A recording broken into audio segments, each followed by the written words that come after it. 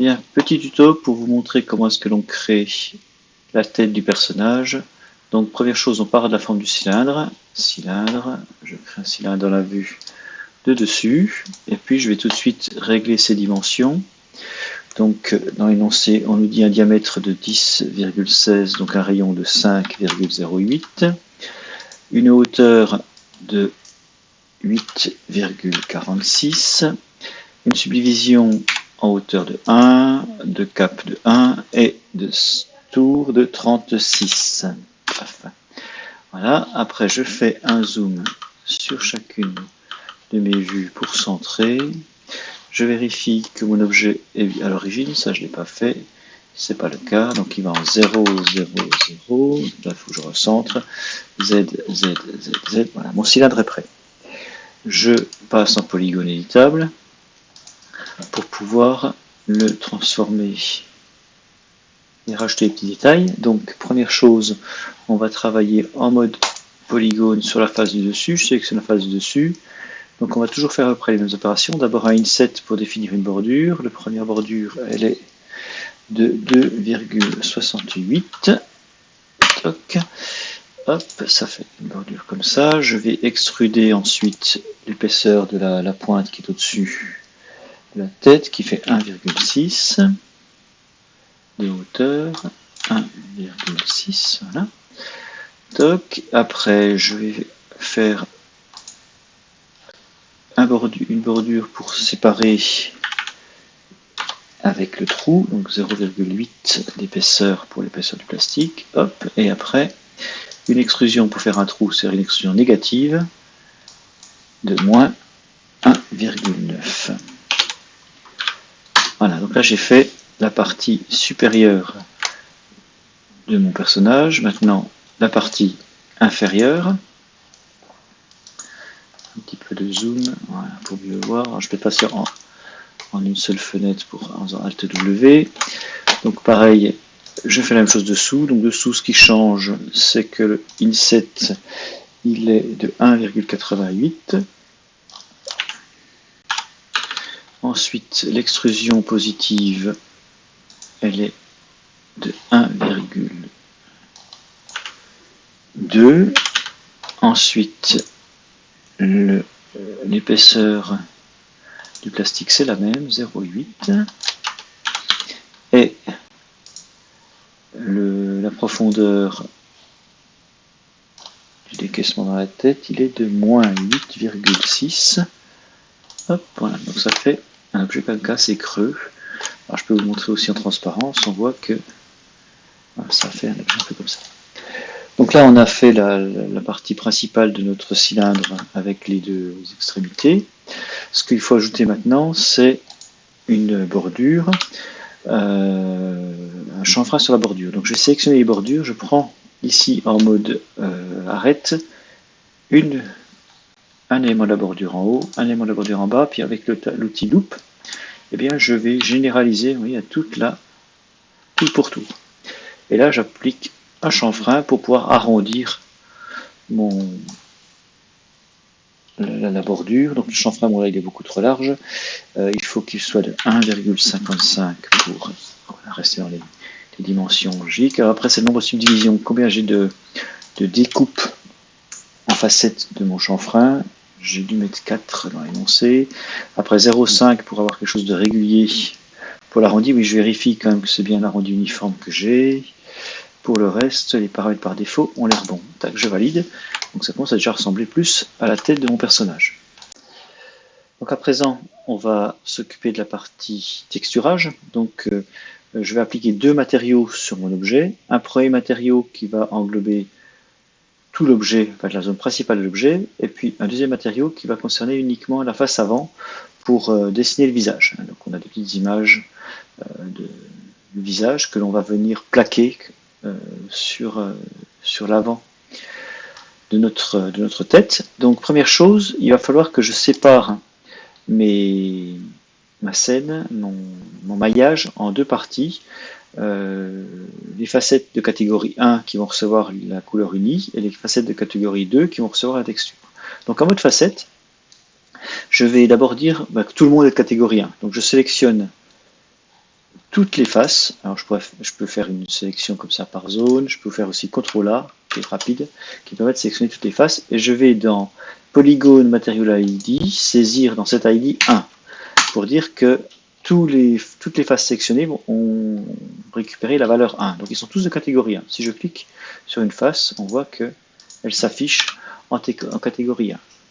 Donc je vais ensuite mettre un sous-groupe en catégorie 2. Donc pour ça, je vais sélectionner la moitié des faces de l'avant du visage.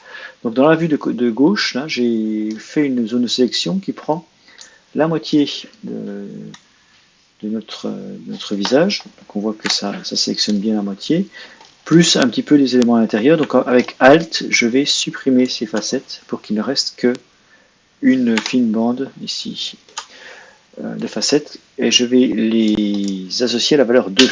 Donc 2, ce sera le matériau ensuite qui aura la texture. Donc, tout est prêt maintenant pour pouvoir plaquer un matériau. Donc avec M, je vais créer ce matériau. Donc ça m'ouvre l'éditeur de matériaux. Je vais créer un matériau en particulier qui peut avoir des sous-matériaux. Donc ce matériau, il s'appelle Multi-Subobject. Voilà. Et par défaut, il a 10 sous-matériaux, 2 c'est suffisant, donc je vais sur cette number, je mets 2. Ça va directement me réduire mon ensemble de sous-parties à 2. Et donc la première, on a dit que c'était le jaune, donc je vais créer un matériau général physique. Hop. Ce matériau physique, hop, attention, je vais simplement dire que c'est un matériau de type plastique. Alors, dans la liste des presets, j'ai Glossy Plastique quelque part, ici, hop, je le prends. Pour l'instant, je n'y mets pas de couleur, on verra ça plus tard. On va mettre une couleur qui sera issue d'une des couleurs de mon image. Et pour en faire un deuxième, puisque j'ai fait le premier pour la partie uniforme, je dois en faire un deuxième, je vais faire Shift déplacer pour copier un matériau identique et je le relie au bouton 2. Hop, en faisant un lien comme ça entre les petits cercles. Voilà, donc là maintenant j'ai un matériau ici avec 2 sous-matériaux. Alors je peux même me permettre de mettre des noms si je veux être sûr de les reconnaître. Donc ici c'est la couleur unie et là c'est la couleur du visage. Voilà. Donc pour la couleur de mon visage, je vais aller chercher une image. Dans la catégorie Base Color Map ici, eh bien, je voudrais que la couleur de base elle soit issue d'une image. Donc, je vais créer ici un lien vers une texture. Donc, Map General Bitmap. Et il va m'ouvrir une File Section Box. Et je vais chercher dans mon répertoire eh bien, un des visages qui sont fournis avec l'exercice. Donc là, j'ai pris celui-ci. Voilà, avec les lunettes, hop. Un truc normalement pour changer la forme, voilà, celui-ci, hop. Voilà, pour avoir quelque chose d'un peu plus carré. Donc, on voit que c'est le visage qui est plaqué sur un objet. Et pour l'autre couleur, l'autre matériau, je voudrais un matériau uni, jaune, la même couleur que ce jaune-là pour que eh bien, on ne voit pas le passage entre les deux parties, entre la partie texturée et la partie uniforme. Donc pour pouvoir choper ce jaune, je viens sur la couleur de base ici le base color de mon objet.